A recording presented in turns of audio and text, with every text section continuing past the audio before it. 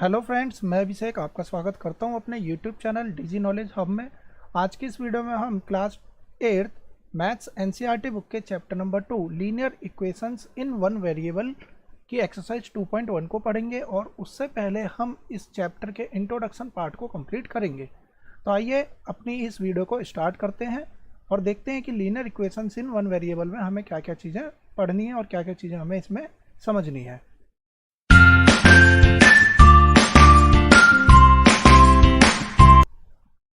तो देखिए, हमारा चैप्टर नंबर 1 था रैशनल नंबर, जिसे हमने इससे पिछली वीडियो में कंप्लीट कर लिया है। अगर आपने मेरी वह वीडियो नहीं देखी है तो चैनल की प्लेलिस्ट में जाकर आप उन्हें वहां से देख सकते हैं। चैप्टर नंबर 2 जो है वह हमारा linear equations in one variable. Chapter की एक्सरसाइज के क्वेश्चंस को करने से पहले हमें पता होना चाहिए कि हमें इस चैप्टर में पढ़ना क्या है और इससे पिछली क्लासेज में हम क्या क्या पढ़ के आ चुके हैं। तो पहले उसका एक रिविज़न करेंगे, फिर उसके बाद हम अपने एक्सरसाइज के क्वेश्चंस को करेंगे। तो जैसे कि हमारा चैप्टर है linear equations in one variable, हमें एक एक टर्म का यानी कि यहाँ पे जो भी लिखा हुआ है उसका मतलब पता रहेगा तो हम इस चैप्टर को अच्छे से डील कर लेंगे। सबसे पहली जो टर्म लिखी है वो है वेरिएबल।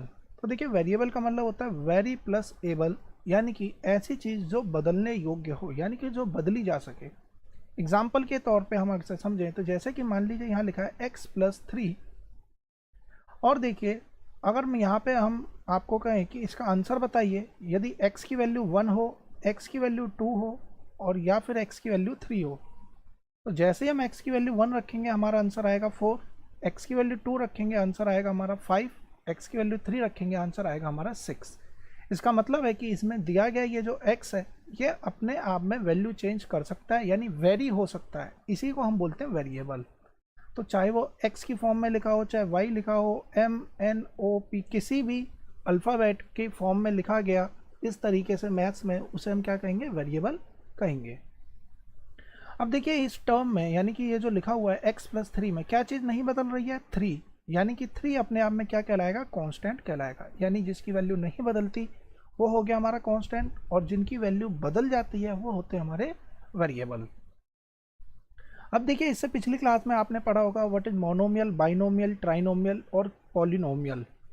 इसे एक बार समझते हैं। तो देखिए, मोनोमियल का मतलब होता है जिसमें सिर्फ एक टर्म होती है।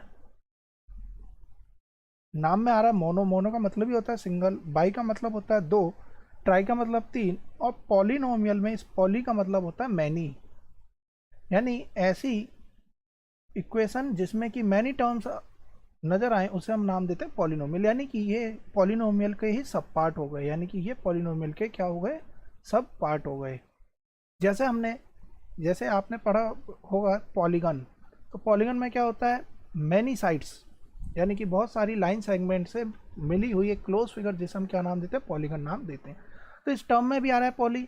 इसी तरीके से साइंस की बुक में भी आपने समझा होगा या पढ़ा होगा पॉलीस्टर, पॉलीमर्स। तो इसमें जो भी हमारा पॉली शब्द जो नज़र आएगा उसका मतलब होता है मैनी। तो इस तरीके से हमें समझना है कि टर्म्स में क्या होता है मोनोमियल, क्या होता है बाइनोमियल, क्या होता है ट्राइनोमियल। तो देखिए, वन टर्म्स वाली इक्वेशन को हम कहेंगे मोनोमियल। यानी कि सपोज कर लीजिए हमने यहाँ पर लिख दिया 3x, ये अपने आप में एक टर्म है, इसे हम कहेंगे मोनोमियल। बाइनोमियल कब कहेंगे? जैसे मान लीजिए यहाँ लिखा है 3x प्लस का 4y, या सिर्फ यहाँ पे लिखा हो 3x प्लस का 4, तो ये अपने आप में कितनी टर्म हो गई? 2 अलग अलग टर्म हो गई। क्या हम इसे जोड़ के 7x लिख सकते हैं? तो ध्यान रखिएगा 7x इसे नहीं लिखा जा सकता, क्योंकि इसके पीछे x है और इसके पीछे x नहीं है। इसे हम क्या बोलते थे? लाइक टर्म्स और अनलाइक टर्म्स। तो लाइक टर्म्स ही आपस में ऐड हो सकती हैं, अनलाइक टर्म आपस में कभी ऐड नहीं हो सकती। तो ये भी चीज़ हम पहले पढ़ चुके हैं कि लाइक टर्म्स कैसी होती हैं और अनलाइक टर्म किस तरीके से होती हैं। थर्ड है हमारा बाई ट्राइनोमियल। तो ट्राइनोमियल में क्या होगा? 3 इक्वेशन की, मतलब कि यहाँ पे 3 टर्म होगी। एक ये टर्म हो गई, मान लेते हैं यहाँ पे पावर में 2 है, ये हो गया, और एक यहाँ पे 7 लिखा है। तो अब यहाँ पे टोटल कितनी टर्म होगी? ट्राइनोमियल, यानी कि यहाँ पर 3 टर्म्स होगी। तो इस फॉर्म में 3 टर्म होगी। अब सपोज कर लीजिए कि यहाँ पर हमने लिख दिया 7x। अब हम आपसे पूछें कि ये बताइए मोनोमियल है, बाइनोमियल है या ट्राइनोमियल। तो यहाँ पर ध्यान से देखिए, तो ये तो अपने आप में एक टर्म है, लेकिन ये दोनों अपने आप में लाइक टर्म है। तो हम इसे कैसे लिखेंगे सॉल्व करके? 4x² प्लस का 10x, ये आपस में जुड़ जाएगी। तो ध्यान से देखिए, यहाँ पे सिर्फ और सिर्फ कितनी टर्म हुई? 2 टर्म हुई, इसलिए इसे क्या कहेंगे? बाइनोमियल। तो देखने के बाद में अगर वो लाइक टर्म्स मिलती हैं तो उसे सॉल्व कर लेंगे, उसके बाद ही हम बता पाएंगे कि मोनोमियल है, बाइनोमियल है या ट्राइनोमियल। और पॉलिनोमियल का मतलब क्या होता है, जिसमें 2 से अधिक टर्म हो जाती हैं, मोर देन 2 टर्म्स। ऐसी इक्वेशन की फॉर्म में जो वैल्यूज लिखी होंगी, यानी हम ये कहेंगे ये क्या है, हमारा अलजेब्रिक एक्सप्रेशन। ये क्या है, अलजेब्रिक एक्सप्रेशन। तो अलजेब्रिक एक्सप्रेशन में अगर 2 से अधिक टर्म हमें नजर आए तो वो हमारा कहलाता है पॉलिनोमियल, और पर्टिकुलर नाम दे दिए गए हैं। 1 टर्म होगी तो सिर्फ और सिर्फ मोनोमियल कहा जाएगा, 2 टर्म होगी तो बाइनोमियल, 3 टर्म होगी तो ट्राइनोमियल, और 2 से अधिक टर्म होगी तो जनरली हम उसे पॉलिनोमियल कह देंगे। तो चैप्टर 2 क्लास 9th में हम पढ़ते हैं, पॉलिनोमियल ही चैप्टर है, उसमें ये सेम चीज़ हमें यहाँ पर पढ़नी होती है। तो इससे पहले जो हम पढ़ के आ चुके हैं वो सारा का सारा हमें पता होना चाहिए, तभी हम आने वाली क्लासेस के क्वेश्चंस को आसानी से सॉल्व कर पाएंगे। अब हम आते हैं अपने 4th चीज़ पे, टर्म पे, जो है हमारी डिग्री। अब डिग्री किसे कहते हैं, तो डिग्री कहते हैं highest power of a variable in an algebraic expression, यानी कि किसी अलजेब्रिक एक्सप्रेशन में वेरिएबल की सबसे बड़ी पावर, उसी को हम क्या बोलेंगे, डिग्री कहेंगे। एग्जाम्पल लेते हैं और ध्यान से समझिएगा, इसमें बहुत सारी चीज़ें हमें समझनी है। 4x² प्लस का 3x प्लस का 5। अब अगर हम ध्यान से देखें तो यहाँ पे x की पावर कितनी है 1, और यहाँ पे x की पावर कितनी है 2। तो किसी भी वेरिएबल की हाईएस्ट पावर, तो x की यहाँ पर हाईएस्ट पावर यहाँ पे 1 है और यहाँ पे 2 है, तो हाईएस्ट कितनी होगी 2। इसका मतलब है इस अलजेब्रिक एक्सप्रेशन की जो डिग्री होगी वो कितनी होगी 2। तो इसकी डिग्री हमने निकाल दी 2, यानी कि 2 हमारी इसकी क्या होगी, डिग्री होगी। अब सपोज कर लीजिए यहाँ पर कहा जाए कि 7, ये क्या है, अपने आप में ये एक कांस्टेंट है। कांस्टेंट हमने जैसे यहाँ 3 पढ़ा था, वहीं पे ये 7 है। अब कहा जाए इस कांस्टेंट की डिग्री बताइए, तो ध्यान रखिएगा, अगर हम 7 के पीछे x लिख दें, y लिख दें या z, जो मर्जी अल्फ़ाबेट यहाँ लिखें, पावर 0, तो किसी की भी पावर 0 अपने आप में कितनी वैल्यू होती है, 1 के बराबर होती है। तो ये 7 × 1, यानी ये 7 ही लिखा है, यानी कि इसके पीछे x की पावर 0 लगा दी जाए तो कोई फ़र्क नहीं पड़ेगा। इसका मतलब है किसी कांस्टेंट की अगर हमसे डिग्री पूछी जाए तो कांस्टेंट की डिग्री हमेशा कितनी होगी, 0। तो इस बात का ध्यान रखेंगे। ऐसा नहीं है कि हमने यहाँ पर 5 लिख दिया और अब बोला जाए कि इसमें कोई डिग्री है, तो हमारा आंसर ऐसा नहीं होना चाहिए कि कोई डिग्री नहीं। हम बताएंगे इस एक्सप्रेशन की डिग्री कितनी है, 0। उसी तरीके से इस एक्सप्रेशन की डिग्री कितनी होगी, 2। तो ये हो जाता है हमारा डिग्री। तो टर्म्स समझ में आ गया आपको, डिग्री इस तरीके से हम फाइंड आउट करते हैं। अब देखिए यहाँ पे है लीनियर, यहाँ है क्वाड्रेटिक और यहाँ है क्यूबिक। इसे समझते हैं। वो एक्सप्रेशन जिसकी डिग्री 1 होती है, ऐसे एक्सप्रेशन को हम बोलते हैं लीनियर। ऐसी इक्वेशन या ऐसा एक्सप्रेशन जिसमें कि डिग्री हो जाए 2, यानी हाईएस्ट पावर 2 हो, तो उसे हम बोलेंगे क्वाड्रेटिक। और ऐसी अलजेब्रिक एक्सप्रेशन जिसमें कि डिग्री 3 हो, तो उसे हम बोलेंगे क्यूबिक। उसे हम क्या बोलेंगे, क्यूबिक। तो एग्जाम्पल लेते हैं। तो जैसे कि हमने यहाँ लिखा 4x प्लस का 7, तो 4x प्लस 7 में देखिए x की पावर 7 के आगे कुछ नहीं, हम x की पावर 0 मान लेंगे, कोई फर्क नहीं पड़ेगा। तो x की पावर 1, हाईएस्ट पावर कितनी है x की, 1, यानी डिग्री हो गई 1। इसी को हम बोलते हैं लीनियर। अभी देखिए हम इक्वेशन की बात नहीं कर रहे, हम सिर्फ टर्म की बात कर रहे हैं। लीनियर किसे कहेंगे, क्वाड्रेटिक। ये जो ऊपर दिया गई इक्वेशन है ये अपने आप में क्वाड्रेटिक है। 3x² प्लस का 6x प्लस का 5। अब ध्यान से देखिए, इसमें x की पावर 0, x की पावर 1, x की पावर 2, हाईएस्ट डिग्री कितनी होगी, 2। जब कभी भी एक्सप्रेशन को हमें लिखना होता है तो सबसे पहले हम हाईएस्ट पावर वाले को आगे लिखते हैं, फिर उससे लोवेस्ट, फिर उससे लोवेस्ट। सपोज कर लीजिए कि यहाँ पर लिखा हो 7x³ प्लस का x की पावर 2 वाला एक्सप्रेशन ही नहीं है, तो हम यहाँ लिख देंगे 4x। 2 नहीं है तो हटा देंगे, लेकिन इसे इस तरीके से लिखना गलत रहेगा। हाईएस्ट पावर वाले को हम आगे लिखते हैं और लोवेस्ट पावर वाले को हम इसके पीछे पीछे लिखते हुए चले जाते हैं।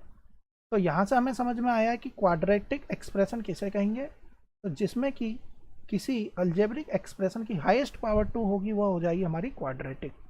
क्यूबिक के केस का सिंपल तरीका x की पावर 3, मान लीजिए सिर्फ इतना ही लिखा है तो भी x की पावर 3, इसमें हाईएस्ट पावर कितनी है, अकेला x ही है, तो हाईएस्ट पावर भी इसमें 3 ही होगी। तो इसे हम बोलेंगे क्यूबिक एक्सप्रेशन। तो अब हमने समझ लिया लीनियर किसे कहते हैं, क्वाड्रेटिक और क्यूबिक। अब हम समझते हैं चैप्टर के नाम को, linear equations in one variable. तो देखिए चैप्टर का नाम है linear equations in one variable. Variable हमने समझ लिया, वेरिएबल वो होते हैं जिसमें कि हम वैल्यूज चेंज कर सकें। और ऐसे कितने वेरिएबल नज़र आएंगे? 1। जैसे कि फर्स्ट एग्जांपल में देखिए सिर्फ x नज़र आएगा। मान लीजिए हमारी इक्वेशन कुछ इस तरीके से हो, यहाँ हम ये कहें एक्सप्रेशन ये है हमारा, तो यहाँ देखिए 2 वेरिएबल है, x भी है और y भी है, और हमने एक चैप्टर पढ़ना है 1 वेरिएबल का, तो इसमें सिर्फ और सिर्फ हमें कितने वेरिएबल नज़र आएंगे? एक ही वेरिएबल नज़र आएगा, और इसी को हमें सॉल्व करना है। 1 वेरिएबल का मतलब समझ में आ गया। अब लीनियर का मतलब क्या है? तो लीनियर हमने यहाँ पर क्या पढ़ा? ऐसी अलजेब्रिक एक्सप्रेशन जिसमें हाईएस्ट पावर 1 हो। तो देखिए जितने भी क्वेश्चंस इस एक्सरसाइज में दे रखे हैं सब में x की पावर 1 ही मिलेगी। x की पावर 2 वाले जितने भी क्वेश्चंस होंगे इसे हम क्लास 9th में सॉल्व कर रहे होंगे।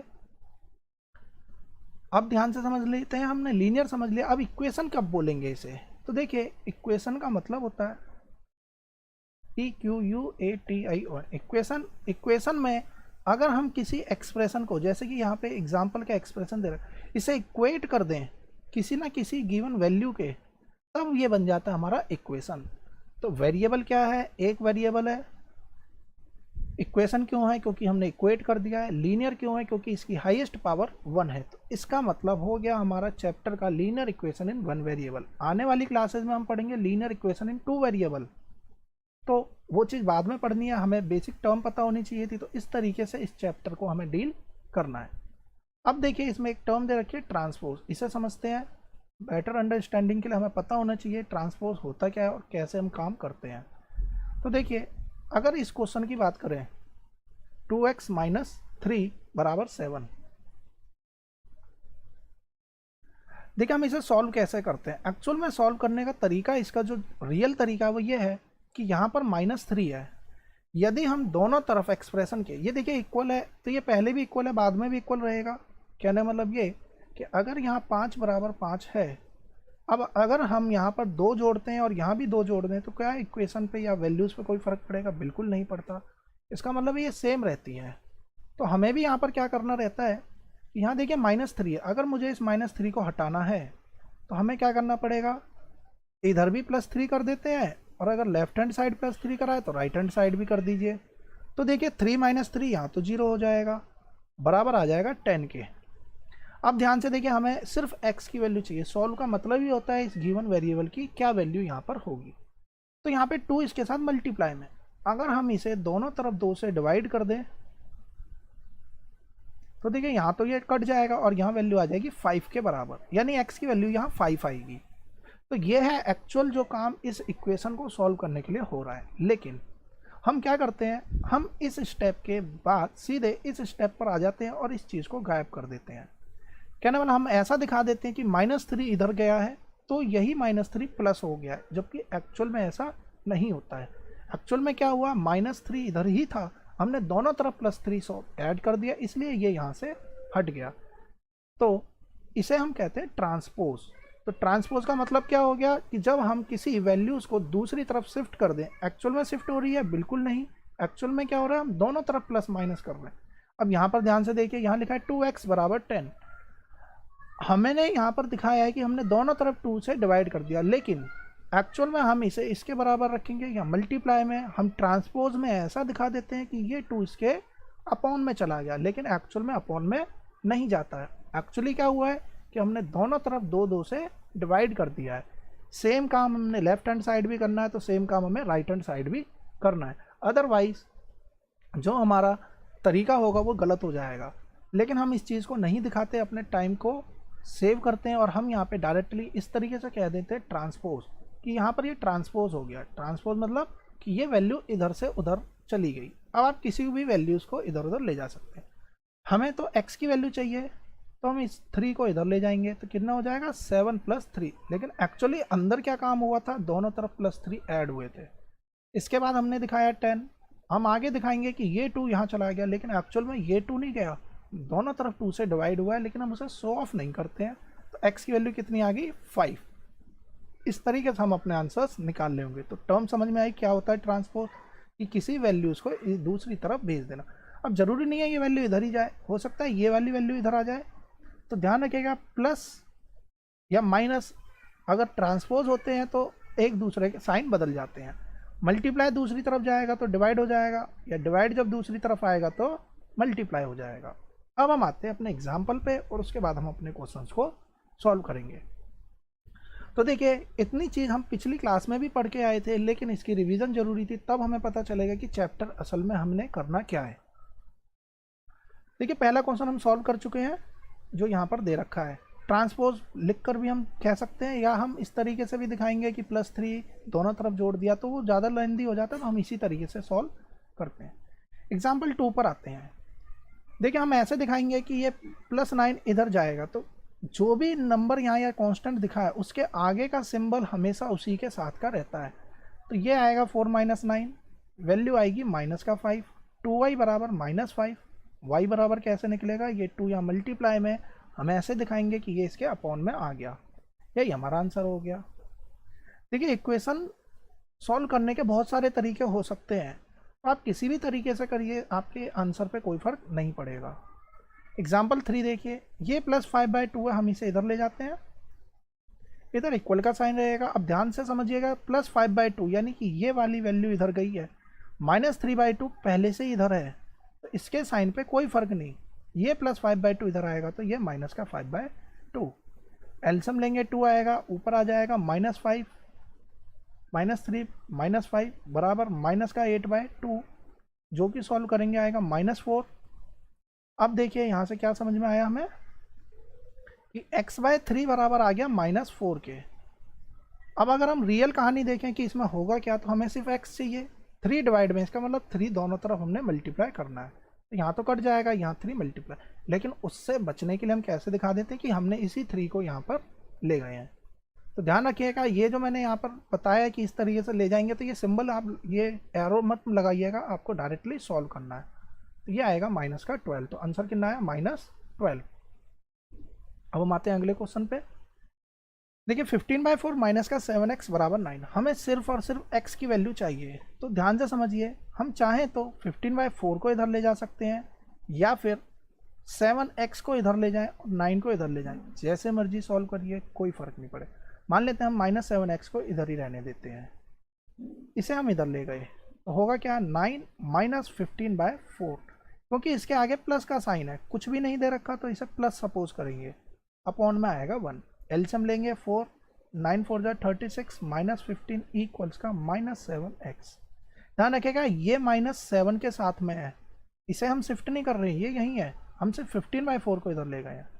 आगे सॉल्व करेंगे तो देखिए -7x बराबर 21/4 आएगा, और x बराबर अगर हम यहाँ से निकालें -x, अब देखिए हम सिर्फ 7 को इधर ले गए हैं, तो 21/4 7 या मल्टीप्लाई में दूसरी साइड आएगा तो डिवाइड में आ जाएगा, 7 3 जा 21, तो x की वैल्यू आएगी 3/4 माइनस x की वैल्यू, और हमें सिर्फ क्या चाहिए x, तो ये माइनस, अगर हम ध्यान से देखें ये -x नहीं, ये -1 × x है। देखिए -1 × x है, कोई फर्क नहीं पड़ेगा, बराबर 3/4। अगर हम यहाँ से x की वैल्यू निकालेंगे तो -1 इधर जाएगा तो डिवाइड में, तो ये आ जाएगा 3/4। और पिछली क्लास की वीडियो में मैंने आपको बताया था कि 3 में चाहे -4 लिखा हो या -3/4 लिखा हो, या फिर बीचों बीच में माइनस दे रखा हो, तीनों का मतलब एक ही होता है, और हम लास्ट में इस फॉर्म में लिखकर आते हैं। तो इस तरीके से हमारा आंसर हो जाएगा -3/4। अब हम एक्सरसाइज के क्वेश्चंस पे आते हैं, बहुत ही ईजिली हम सॉल्व कर लेंगे। तो देखिए हम कैसे सॉल्व करेंगे, x बराबर आएगा 7, ये -2 इधर जाएगा प्लस का 2, और x की वैल्यू आ गई 9, यही हमारा आंसर है। 9 - 2 = 7। y की वैल्यू हम निकालेंगे तो 10 - 3 दैट इज 7, हमारा आंसर आ गया। हमें यहाँ पे z की वैल्यू चाहिए, ये +2 यहाँ पर फालतू है, अगर हम इस +2 को यहाँ ले जाएं तो 6, 2 के आगे जो साइन है वो है प्लस, इधर आएगा तो माइनस, तो 4 बराबर किसके आ गया, z के, तो z बराबर 4 हो गया, यही हमारा आंसर हो गया। फोर्थ क्वेश्चन देखिए, हमें x की वैल्यू निकालनी है, तो इस टर्म को हम इधर ले जाते हैं, तो x बराबर कितना आएगा, 17/7 - 3/7, x बराबर आएगा 17 माइनस 3 14/7 दैट इज 2। तो आंसर आ गया हमारा 2 के बराबर। नेक्स्ट क्वेश्चन देखिए, ये आपस में मल्टीप्लाई हो रहा है, तो जब भी 6x नजर आएगा तो ये आपस में मल्टीप्लाई, हमें x की वैल्यू निकालनी है। मल्टीप्लाई अगर ट्रांसपोज होगा तो ये डिवाइड हो जाएगा, 12/6 दैट इज 2। तो x की वैल्यू आएगी हमारी 2, आंसर हो गया। t बराबर, ये अपॉन में डिवाइड में इधर जाएगा तो मल्टीप्लाई, तो 10 इंटू 5 50। कहना मतलब ये हो गया 50 को 5 से डिवाइड करेंगे तो आंसर आएगा हमारा 10। सेवंथ क्वेश्चन देखिए, ये लिखा है 2/3 मल्टीप्लाई x बराबर का 18। जो नीचे लिखा है जब उसे हम दूसरी साइड ले जाएंगे तो वो ऊपर चला जाएगा, और जो ऊपर लिखा हुआ है वो हमारा नीचे आ जाएगा। बस इतना ही चेंज होगा। और ये 2 9 जा 18, 9 3 जा 27। इस वाले क्वेश्चन पे आते देखिए, हमें y की वैल्यू चाहिए तो 1.5 इसके अपॉन में इधर जाएगा तो मल्टीप्लाई 1.6 इंटू 1.5 इक्वल का y। सबसे पहले नंबरों की मल्टीप्लाई करते हैं, तो 15 6 जा 90 कैरी 9, 15 1 जा 15, 15 और 9 इज 24।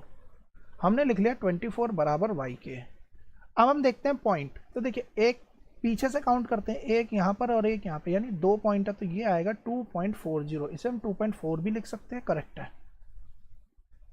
नाइन्थ क्वेश्चन देखिए, 7x, ये -9 इधर जाएगा तो प्लस हो जाएगा, तो 16 + 9 डेट इज 25।